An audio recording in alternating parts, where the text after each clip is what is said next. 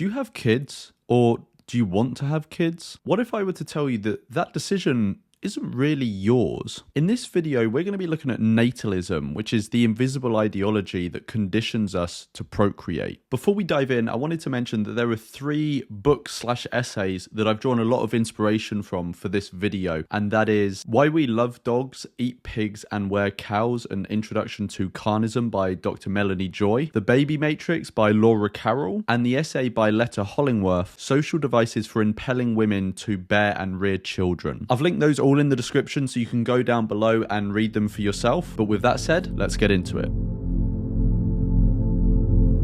So like I said, natalism is an invisible ideology that conditions us to procreate. But what does that actually mean? Let's break it down. For natalism to be an ideology, it has to be a set of beliefs. In this case, it is a set of beliefs about whether it is right or wrong to create a life. For it to be invisible, it means most people have to hold these beliefs without even knowing that they hold these beliefs. At least most of the time. They just live by these beliefs. And for this invisible ideology to condition us, it means it has to shape how we think, feel and behave when it comes to reproduction. And what I'll be arguing in this video is that this set of beliefs, natalism, diminishes our ability to think critically about the morality of creating a child. So now let's get down to the nuts and bolts. So what are these beliefs? Well, there's a lot of them, and many of them are subtle and hard to pin down. But I've tried to narrow down a list of what I think are really the core beliefs. And I've focused on the ones that really matter morally, because that is the question that I'm interested in for this video. How natalism impacts our ability to think about the moral aspects of procreation. So,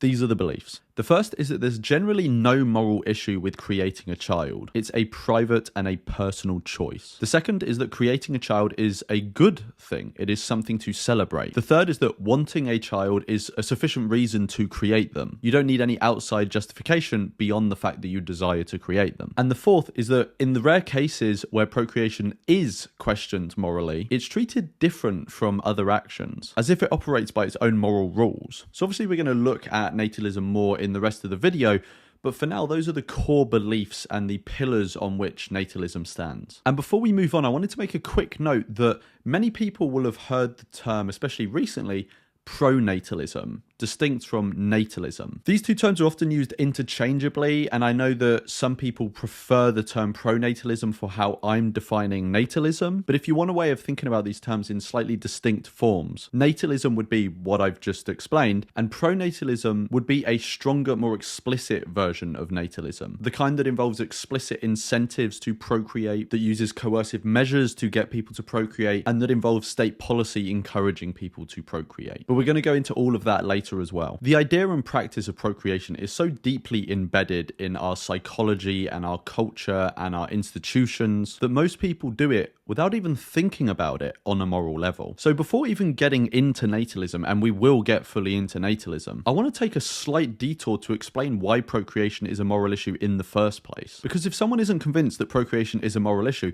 then the rest of this video about an invisible ideology that conditions us to engage in it isn't going to make much sense.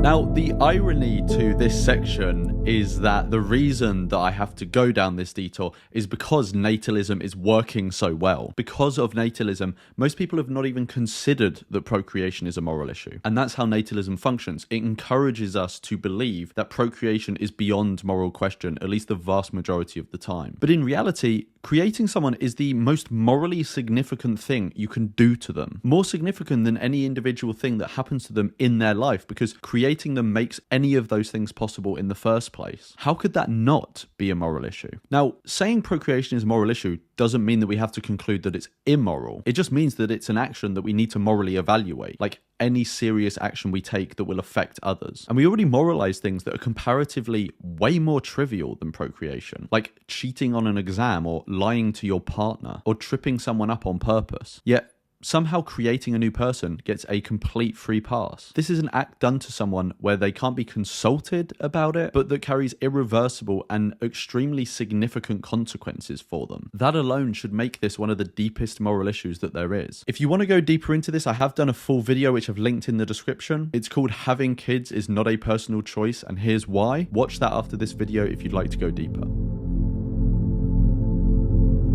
There are a lot of ways that natalism conditions us to procreate. In fact, people have been identifying and writing about them for a long time. All the way back in 1916, Letta Hollingworth, who I mentioned at the start of the video, wrote the essay Social Devices for Impelling Women to Bear and Rear Children, and in it she identifies a bunch of ways that natalism conditions us to procreate. I've taken inspiration from Letta's essays and many other places, and I've tried to identify as many of the ways as possible that natalism does condition us to procreate, and I've tried to group them into reasonable and sensible categories that seem to make sense. And obviously it's not going to be perfect, but the categories that I've come up with include remaining invisible, establishing justifications, distorting how we think and being propped up by institutions, embedding itself in our culture, and then pathologizing anyone who deviates from natalism. So let's go through these categories one by one. The first is remaining invisible. So natalism is mainly hidden in plain sight. And when I say that, I don't mean that reproduction itself is hidden in plain sight. Of course, reproduction isn't invisible. We see pregnant women everywhere, we see babies, family life is referenced everywhere. Reproduction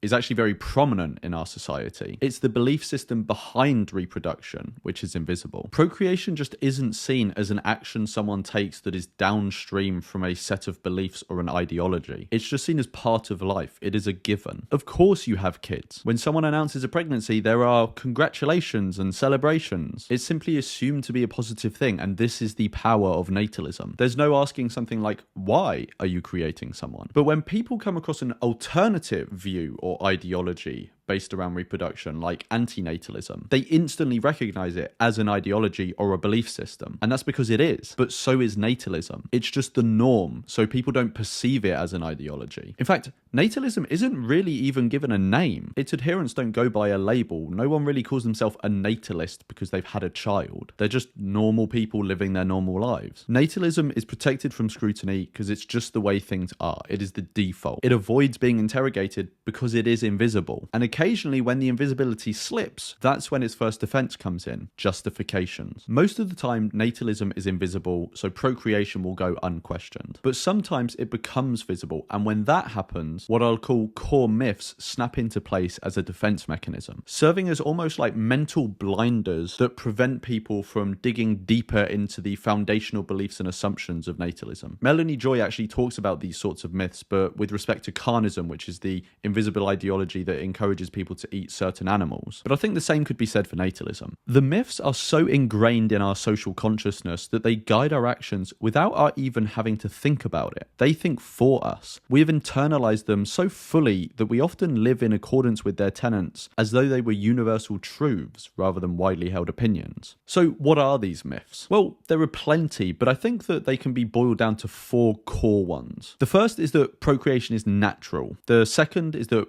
procreation is normal. The third is that procreation is necessary. And then the fourth is that procreation is divinely commanded or condoned. So let's take these one by one. Reproduction is natural, after all. That is why we exist evolutionarily, to pass on our genes.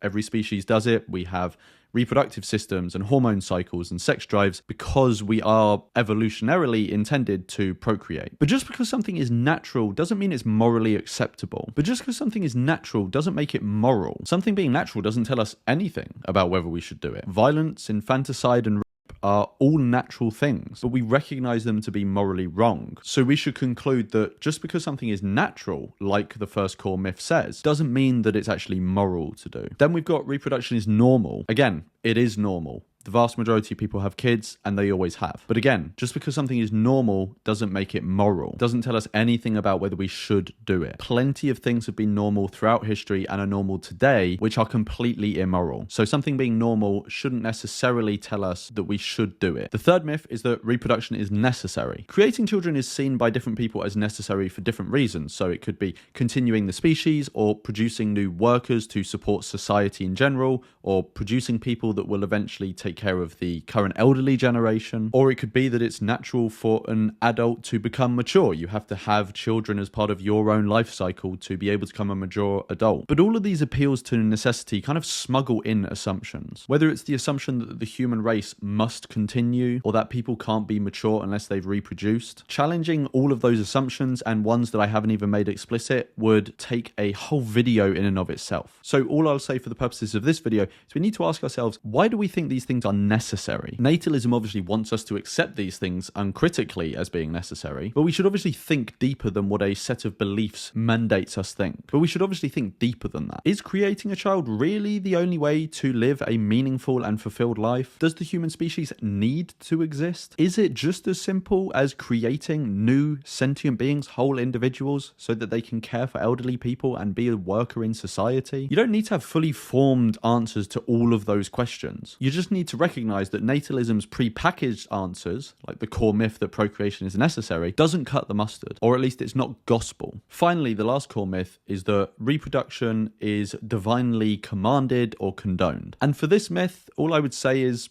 it's just that. It's a myth. Again, dealing with this assumption that a God exists and has commanded these things or condones these things would take a whole other video, and there's a whole history of philosophy delving into whether it's reasonable to believe a God exists. I am not going to settle that debate in this video. All I will say is that our behaviors, especially ones as important as our reproductive behaviors, shouldn't be dictated by what is likely a deity whose existence is highly questionable. So these 4 core myths, and there will be others, give natalism a sort of surface level legitimacy, and they work to prevent people from scrutinizing natalism in a deeper way, because at first glance, to the untrained eye, to someone who hasn't thought about these things before, they might see those core myths and go, yeah, that makes sense, and not look any further. Now let's look at how natalism and the beliefs within it distort our thinking when it comes to the morality of creating a child. Natalism warps our thinking about procreation in pretty predictable ways. It leads us to deny responsibility, obscure agency, apply double standards, encourage entitlement, and downplay the harms of procreation. These distortions encourage us to view procreation as a benign act rather than a morally weighty decision. And this is where we really get into those core beliefs that I mentioned at the start of the video. So let's go through them one by one now and look at how they distort our thinking. The first way that natalism distorts our thinking about procreation is it encourages us to deny responsibility for the consequences of our actions. Natalists routinely absolve themselves of responsibility for imposing completely foreseeable harms that only exist because they created a child. Cancer, chronic pain, lifelong disability are all chalked up as bad luck, rather than being acknowledged as completely avoidable harms that result from the reckless action of natalists. Natalists will do everything in their power once their child exists to protect them from harm. The one thing they won't do, though, which is the only guaranteed thing you can do to avoid your child coming to any harm, is not create them in the first place. Ironically, the only time you'll hear a parent say, I was reckless, I took a gamble on my child's behalf, and they are now suffering the consequences, is from an anti-natalist parent. Now, obviously none of this means that natalists don't care about their children and they don't care about the suffering of people once they exist. Of course they do. This is just a distortion in their thinking as a result of natalist conditioning that results in a distinct lack of the taking of personal responsibility for the role they played in creating a child and facilitating the harms that they will then come to. And this denial of responsibility is closely tied to the second way that natalism distorts our thinking. And that is that our agency in the act of creating a child is diminished. Of course, on one level, everyone knows, including natalists, that they choose to create a child. But part of the reason that natalists can feel justified in denying the responsibility they have for the harms that have come to their child is because natalism diminishes their perceived sense of agency in the act of creating that child. Look at the language we use around reproduction, for example. Had a baby or fell pregnant. This language is passive, as if procreation just happens to you. A more honest way of characterizing and talking about what you've done that centers the agency a natalist has is saying something like, I created a baby, rather than I had a baby. Again, having kids frames procreation as a passive act. Creating a child recognizes the deliberate nature of the action. There are more cognitive distortions we're going to go into, but at this point, for these first two, I now want to go over some real-life examples of how these cognitive distortions play out. And these are going to be from news articles. I'm not going to be showing any personal details of the individuals from the news article, and I'm not even going to link the news articles in the description below, because I don't want to be encouraging any form of blaming these specific individuals. I just want to be using these as examples of the cognitive distortions that I've already spoken about. I also want to give a warning that the examples that we're going to be using do talk about the death of children. So if you'd prefer to skip ahead, I'm putting a timestamp on screen now, and if you skip to that time, you will skip over this section. So let's have a look. A mother has lost her 2-year-old daughter to a rare genetic condition that claimed the life of her son 3 years ago. Dr. fellow academic and friend who helped set up the fundraising effort said, "No family should face this immeasurable pain twice. They are overwhelmed by grief." Now, of course, these people are deserving of sympathy. Whilst the children are the primary victims of what has happened here, there is a sense in which the parents are victims as well. They exist in a society where they will have undergone heavy natalist conditioning, and as a result, there would have been hindrances to them being able to think really clearly about the moral implications and aspects of procreation. As a result of this conditioning and this distortion in their thinking, even though the act that has been done is gravely immoral, whether the parents can be fully held as blameworthy for the action is something that I personally wouldn't sign up for. At least partly because of the natalist conditioning, they created a child, then grow deeply attached to that child, and then lose that child. And that's horrific, both for the child and for them. Having said all that though, herein lies the problem that I'm trying to show. The article that we just saw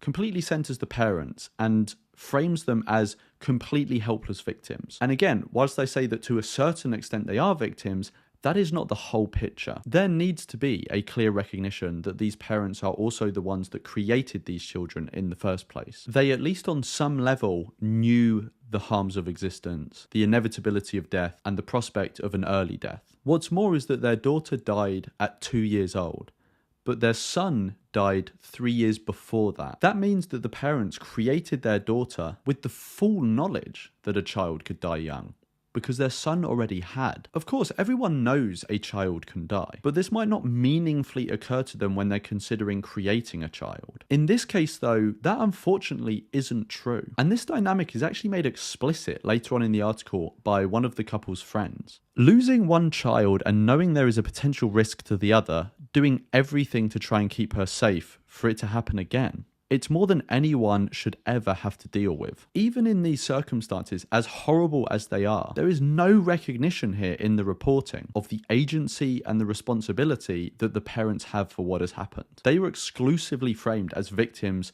trying to keep their children safe from harm, when they themselves were the ones that brought their children into harm's way in the first place. Only the dynamic of victimhood is recognized here, when that's just part of the picture. Again, none of this is to say that these people shouldn't receive sympathy. They should. The third way that natalism distorts our thinking around procreation is that it encourages the use of double standards when it comes to judging the morality of creating a child. We tolerate imposing suffering and risk in the context of reproduction, ironically on the person we say we love most in the world, to a much higher degree and in ways that we wouldn't condone in other non-reproductive contexts. In his book Better Never to Have Been: The Harm of Coming into Existence, David Benatar highlights this. Causing or risking harm is often countenanced in the reproductive context to an extent that it would not be tolerated in any other context. Consider, for example, someone who is either a carrier of or a sufferer from a serious genetic disease, such as Tay-Sachs or Huntington's, or an infectious disease such as AIDS. Under at least some circumstances, or for Huntington's in all circumstances, this person's offspring stands a very high chance of being affected, 25 or 50% in the case of genetic disorders,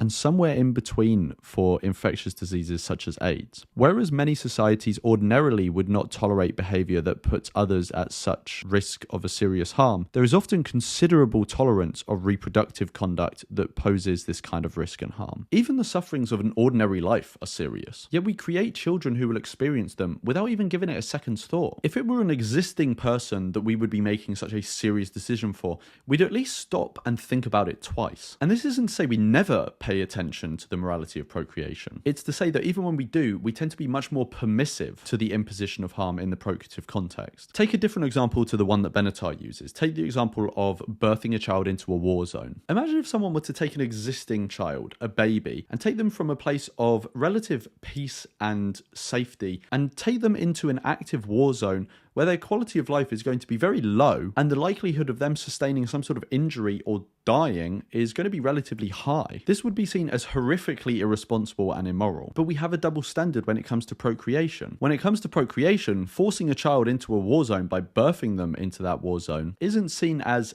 worthy of moral condemnation as it would be to take an existing child and force them into a war zone, like in the way I just described. In fact, it might even seem ridiculous to people that I'm comparing these two things of birthing a child into a war zone and taking a child who already exists and forcing them into a war zone, because one is clearly immoral. Exactly, that's the point. There is a double standard here. In a twisted way, birthing a child into a war zone is sometimes even celebrated. It can be framed as a miracle or a sign of hope or a light in the darkness. If you want to take a deeper look at this double standard, I've actually done a full video on it. Again, I've linked that in the description below. The fourth way that natalism distorts our thinking around procreation is that it makes us feel entitled to create someone. Creating a child is seen as a right that natalists have. The question only ever is, do you want to have a child, rather than should you create a child? In fact, asking someone whether they should have a child or not might even be the cause for offense. Imagine if a natalist were to announce that they're trying to have a baby, and then you were to ask them why they're doing that, or what their justification is for creating a child. You'd be met with things like, well, it's a personal matter, I don't need to justify it, or if I want to have kids, it's up to me. It's my right. You can't judge me for it. Think of any other circumstance where we would feel so entitled to do something so serious to someone else as create them and expect to provide no other justification than the fact that we want to. The fifth and final way that natalism distorts our way of thinking about the ethics of procreation is that it warps our perception about the harms that are imposed on a child by creating them. Little attention is paid to the harms a child will face when considering whether to create them. The attention is on the positive, the opportunity, a rose-tinted picture of what the future might look like, not a sober balancing of the goods and bads that will likely be experienced by the life a natalist is creating. There's no mention of dementia, cancer, illness, accidents, loneliness, addiction, and death. Even in an extreme circumstance like a war zone, like I mentioned earlier, where the potential harms are so stark, natalists often remain fixed on the diminishing positives. Now let's have a look at how natalism is held up by institutions. There are too many ways that natalism is embedded in our institutions to go through all of them. And of course, the situation is going to be different in different countries. In her book, The Baby Matrix, Laura Carroll states that today, 3 realms greatly benefit from the perpetuation of pronatalism.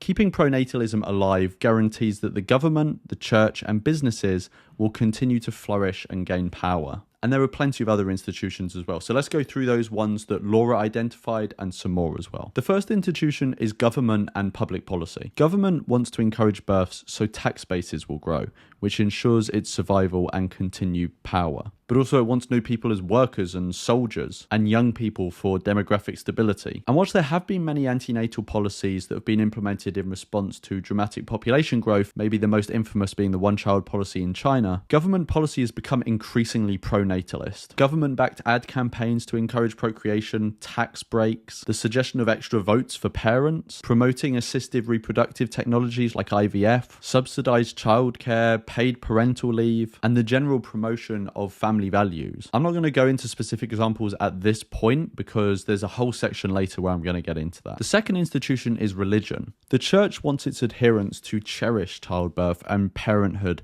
so that the church can continue to gain more followers, which ensures its survival and continued power. I'd also add that for some religious adherents, there is a genuine belief that their God wants them to reproduce. Religious clerics use scripture to justify and promote childbearing, and children are seen as blessings and parenthood is celebrated. A few years ago, the Pope even said that it's selfish to have a non-human animal as part of your family rather than a biological child. And you have influential religious commandments as well, like the Catholic decree Humanae Vitae that forbid the use of contraceptives. Equally to be condemned, as the magisterium of the church has affirmed on many occasions, is direct sterilization, whether of the man or of the woman, whether permanent or temporary. Similarly excluded is any action which either before, at the moment of, or after sexual intercourse is specifically intended to prevent procreation, whether as an end or a means. The third institution that upholds natalism is business. Business reaps the rewards of a pro-baby, pro-parenthood society because it supports the growth of capitalism.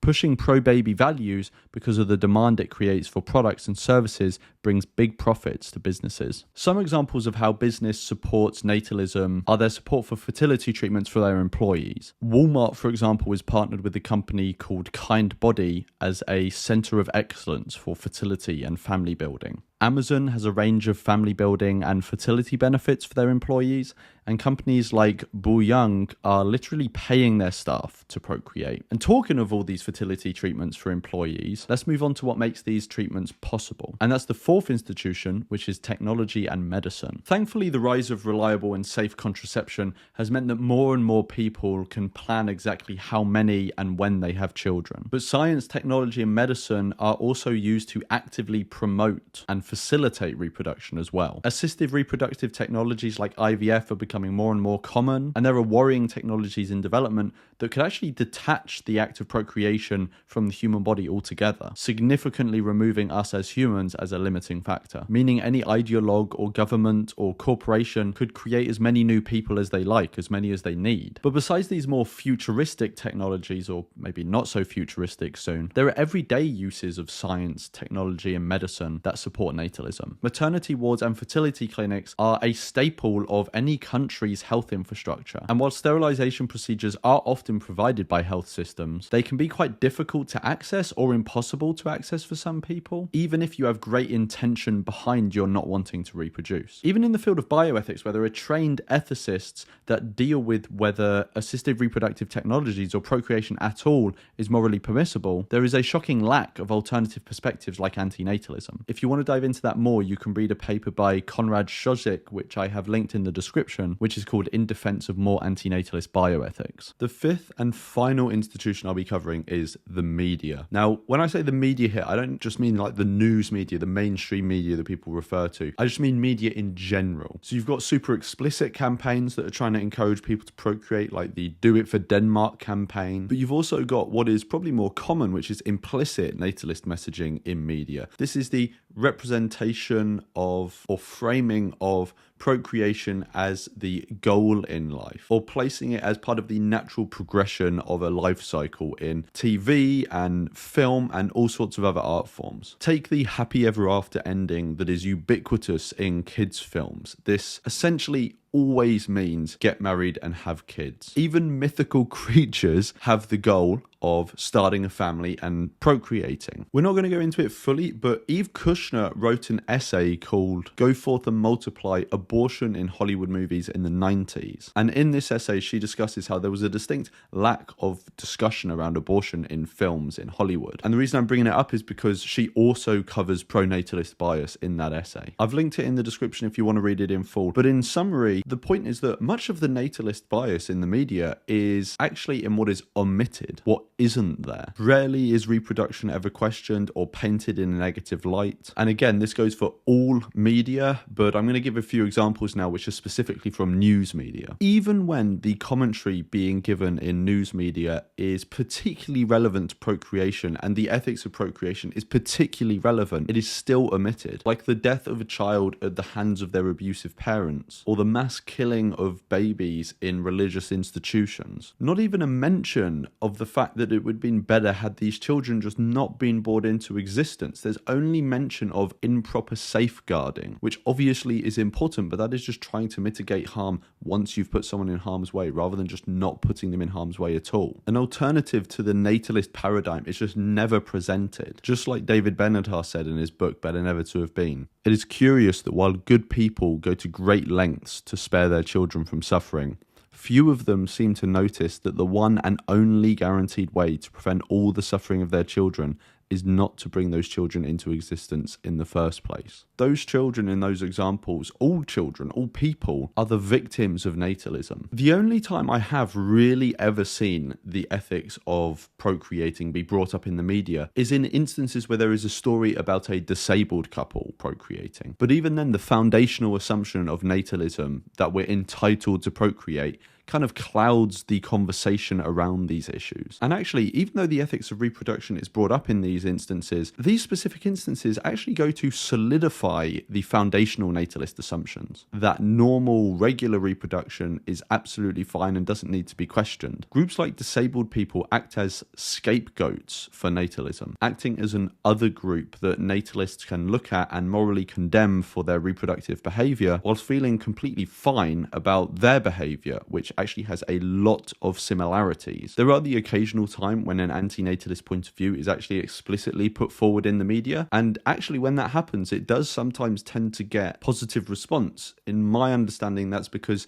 they serve as small sort of islands of anti-natalist sanity, and so those who already agree, who are a small minority, will flock to those little islands. In the mainstream though, anti-natalism is ridiculed in the media and seen as ridiculous. There are plenty of other institutions that uphold natalism, least of them being the legal system, but the ones I've just covered are the ones that we're going to cover in this video. I'm sure you can think of loads more, but now we're going to move on to how natalism is embedded in our culture. There are all sorts of ways that natalism is embedded in the culture, and the specifics of those are going to depend on the culture. There are a plurality of cultures all around the world. And actually, if you want to get a taste of the ways that natalism is embedded in different cultures around the world, then check out my series Anti-Natalism Around the World, where I interview anti-natalists from different cultures around the world, and we have discussions about what natalism looks like in their specific culture. But in general, Laura Carroll says this about natalism in culture: norms keep us in line by laying out paths for us to follow and by teaching us how to be so that we fit in. The path of the norm is the path of least resistance.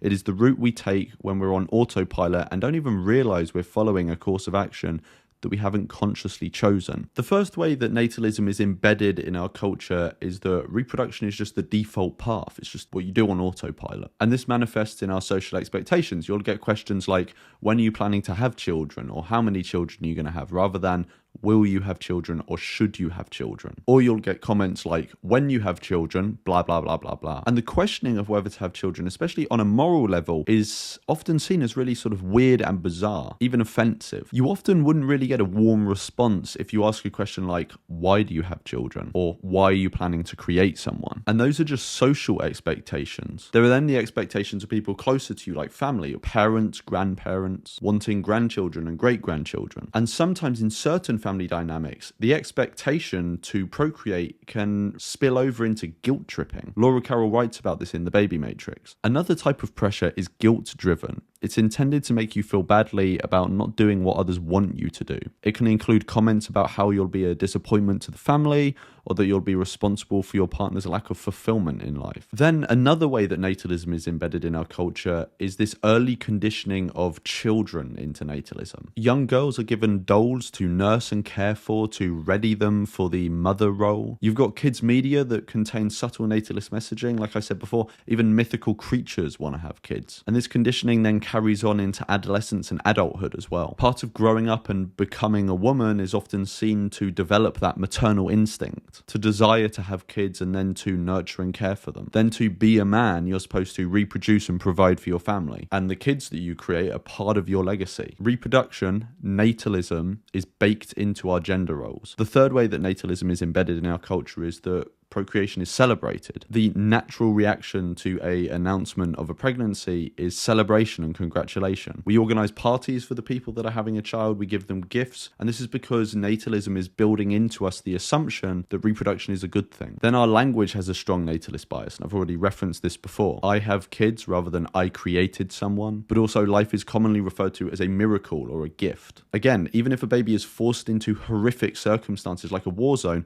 it's often framed as a miracle or a sign of hope. And there will be all sorts of other ways that natalism is embedded in our culture. But for now, the final way that natalism conditions us to procreate, that I want to cover anyway, is how deviation from natalist norms is questioned and pathologized. So let's get into it. Likely the most familiar way that deviation away from natalist norms is pathologized is this immediate assumption that someone who questions reproduction must have had some sort of bad upbringing, or they must be depressed in some way, or they must just have like an unusually bad life themselves. This assumption that often jumps to mind, and many of the people watching this video will be familiar with, implies that any deviation away from natalist norms must be rooted in some form of flaw with the person themselves, so that a normal person, a natalist, need not question the assumptions of natalism and the ethics of reproduction, because the only reason that other people do it is because there's something flawed or abnormal in them. You've then got a more sort of aggressive form of pathologization, which is those that sort of question reproduction or oppose reproduction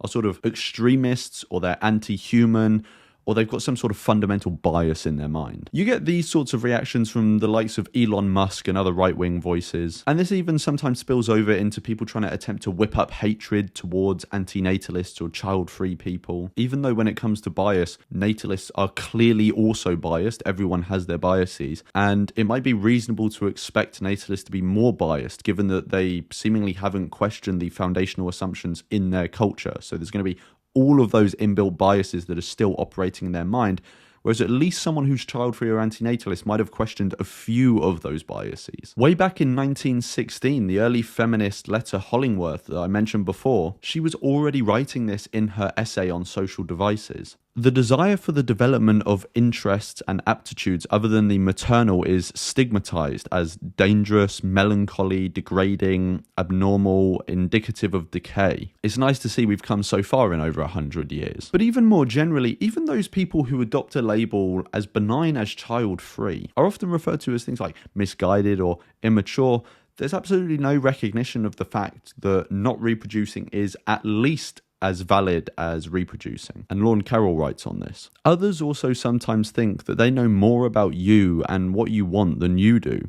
The gist of this type of pressure boils down to comments like, you will change your mind, or you may think you don't want a child or another one now, but you'll see. That will change. Instead of trying to understand that what you feel is right for you, they want to be right about you. They sincerely believe that you too will eventually do what they believe we are all supposed to want to do. All of these mechanisms serve to entrench and legitimize natalism. As Dr. Melanie Joy writes in her book, Why We Love Dogs, Eat Pigs and Wear Cows, when an ideology is legitimized, its tenets are sanctioned by all social institutions, and the three N's, normal, natural, and necessary, are disseminated through all social channels. Acting in accordance with the ideology is lawful and it is considered reasonable and ethical. Consequently, the tenets of competing ideologies are viewed as illegitimate, which is why, for instance, vegans cannot press charges against agribusiness owners for the slaughtering of animals. So to transfer this into the case of natalism, I'll give one example of how a competing ideology to natalism, that is antinatalism, is seen as illegitimate. Offspring that move to sue their parents for putting them in harm's way are laughed out of the room, even though in a non-reproductive context, these dynamics of putting someone in harm's way would at least be entertained as legitimate grounds for reparation. Again, those are the double standards we use kicking in. Take the example of Raphael Samuel, who only threatened to sue his parents.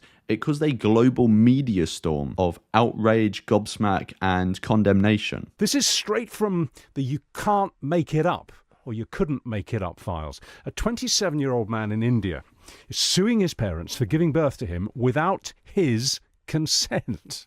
Yeah. You even have satirical pieces around online on places like TikTok that treat the idea of suing one's parents as a joke. Again, ridiculing deviation. The key impact of all of this, everything we've already gone over, is to maintain the invisible ideology that is natalism and its core beliefs. That there's generally no moral issue with creating a child. It's a private and a personal matter. That creating a child is a good thing. It's a cause for celebration. That wanting a child is a sufficient reason to create someone, that you don't need any external justification beyond your want to do it. And in the rare cases where procreation is questioned, it's treated differently and acts by its own moral rules. The mechanisms we've discussed keep procreation from moral scrutiny, and when there is limited moral scrutiny applied to procreation, it is heavily diminished. Even though, as David Benatar says, since there is no intrinsic reason why we should treat harm caused by reproduction any differently from comparable harms caused in other ways, we should be prepared to reconceive the limits of reproductive liberty. Given the bias in favour of reproductive freedom,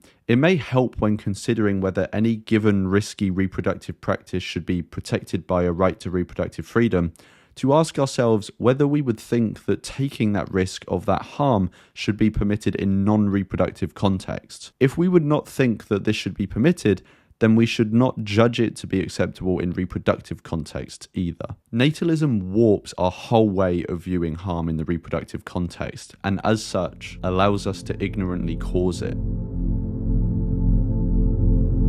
So, where does natalism actually come from? Well, it's a super complicated picture, and obviously I'm only a layperson when it comes to this, but from a layperson's perspective, it seems like there are kind of three core driving forces of natalism. That's biology, culture, and power. Just like any evolved being, we are the result of genes that want to replicate themselves. And as such, that is going to be reflected in the biases in our psychology. We suffer from all sorts of cognitive bias, like existence bias, status quo bias, and optimism bias. We also have something as basic and fundamental and primal as a sex drive. All of this predisposes us towards procreating. And then this biological predisposition gets baked into our culture over time in many of the ways that I've already detailed in this video. And then many of the norms that are in our natalist culture filter through into the institutions that rise out of that culture, like government, business, religion, media, all the other ones that I mentioned and more. And then those institutions, with the power that they have, help solidify and enforce those norms. And an observation that Letta Hollingworth made is that one reason that these power structures are needed to uphold natalism is because, one, raising children doesn't come as naturally to all people, or at least as naturally as it may come to others. And also, raising children is not easy, especially historically when infant mortality was very high. And so because of this difficulty and the variation across the population in how strong this instinct was to want to reproduce, there needed to be some form of power exercise to encourage all of us to reproduce. And this power she kind of terms as social devices. The fact is that childbearing is in many respects analogous to the work of soldiers. It is necessary for tribal or national existence. It means great sacrifice of personal advantage. It involves danger and suffering, and in a certain percentage of cases, the actual loss of life. Thus, we should expect that there would be a continuous social effort to ensure the group interest in respect to population, just as there is a continuous social effort to ensure the defence of the nation in time of war. The facts shorn of sentiment then are: 1. The bearing and rearing of children is necessary for tribal or national existence and aggrandizement. 2. The bearing and rearing of children is painful, dangerous to life, and involves long years of exacting labour and self-sacrifice. 3. There is no verifiable evidence to show that a maternal instinct exists in women of such all-consuming strength and fervour as to impel them voluntarily to seek the pain and exacting labour involved in maintaining a high birth rate. We should expect, therefore, that those in control of society would invent and employ devices for impelling women to maintain a birth rate sufficient to ensure enough increase in the population to offset the wastage of war and disease. And if you want to read more material along these lines, then her essay and other essays can be found in the book Pro-Natalism, The Myth of Mum and Apple Pie. So even with all these mechanisms of conditioning us, natalism still has limits. Across the globe, once people do have more autonomy and more information, they do tend to reproduce less, which I guess goes back to what Letta was talking about, the need for these social devices. Now, whilst I don't think that this decline in birth rates is necessarily resulting from a fundamental questioning of the assumptions baked into natalism, it is at least showing that the strength of natalism is diminished in some way. Procreation is being seen in more and more places as a choice rather than something that just happens to you and is. And it actually is a choice now with the advent of safe, reliable, and modern contraceptives. And campaigns to increase the acceptance and use of contraceptives have actually been quite effective. And some people are actually questioning the core myths baked into natalism that procreation is normal, natural, necessary. In fact, actually, a very small minority of people have been doing that for a long time. Again, going back to Letta Hollingworth, she was talking about this all the way back in 1916, and there probably would have been people even before that. She went as far to argue that the desire to procreate probably wasn't predominantly a biological phenomena, but a cultural one. And to be honest, this actually accords with my own experience. I used to want biological children very strongly, but once I realized that it would be unethical for me to create them, that desire faded over time. Like many things, the desire to create children is probably a mixture of biological and cultural forces, but I wouldn't be at all surprised if it ends up being more culturally malleable than we tend to give credit. All that said though, natalism is still the predominant force in society, and it may actually be about to see a strengthening as well, and that's where we get on to next, our modern context. In the present day, we find ourselves in a world of declining birth rates. The reasons for this are complex and probably not because of a wholesale rejection of natalism. Documentaries like Birth Gap and figures like Elon Musk are ringing the alarm for declining birth rates. And whilst natalism seems to be weakening in part, it's strengthening in other ways. Falling birth rates are triggering a new wave of stronger institutional pronatalism. Government, religion, business, and other institutions are working to encourage and even coerce people into reproducing. I've covered in other videos perhaps one of the worst examples of this in Russia, where they have banned what they refer to as child-free ideology, and there's already been at least one person who has been reprimanded under these laws. There now seem to be movements in China where there is a similar crackdown on people that are discouraging reproduction, among other things. In Hungary, they've brought in a policy where mothers who have 2 or more children are now exempt from income tax. In South Korea, people are literally given money to hook up and get together. And in countries like Japan and Vietnam, people are literally given money to reproduce. It's cash for flesh. I could go on. There are plenty of other policies like this, but you get the picture. More and more countries are moving in this direction. And this is the world that we currently live in. I'm just hoping that more countries don't go down the authoritarian route of punishing people and silencing dissent.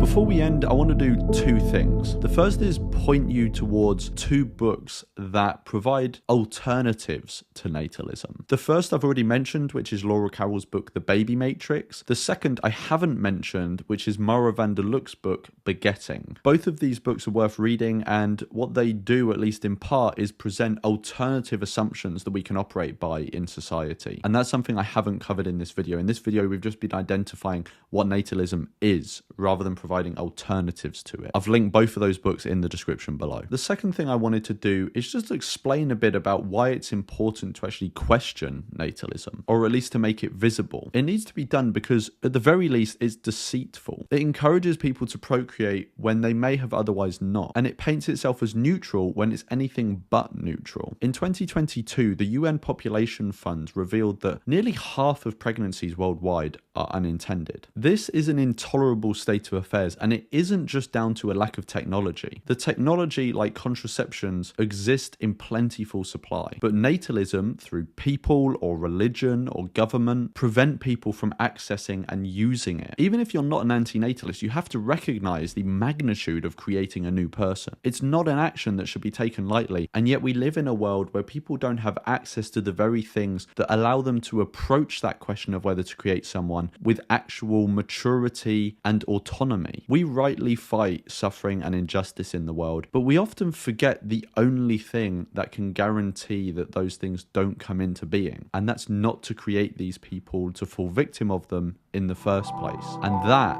is why we need to question natalism.